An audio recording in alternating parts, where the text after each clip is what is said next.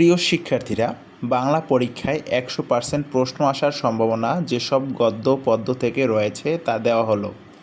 গদ্য অংশ থেকে তোমাদের এবার বই পড়া, মাটির ভেপু, মমতাদি, ৭১-এর দিনগুলো, এই 4টি গদ্য যদি তোমরা পড়ো তাহলে আশা করা যায় শতভাগ কমন পাবে গদ্য অংশ থেকে।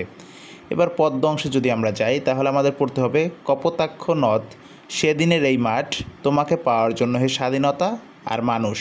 তোমরা যদি পদ্য অংশ থেকে 4টি পড়ো তাহলে আশাবাদী কমন পাবে। এবং নাটক ও উপন্যাস অংশ থেকে তোমাদের 2টি ছিল, 2টিই পড়তে হবে, কাকতাড়ুয়া ও বহিবীর। প্রিয় শিক্ষার্থীরা, তোমরা এই অনুসারে অধ্যয়ন করতে থাকো। আশা করি তোমাদের পরীক্ষায় শতভাগ তোমরা কমন পাবে।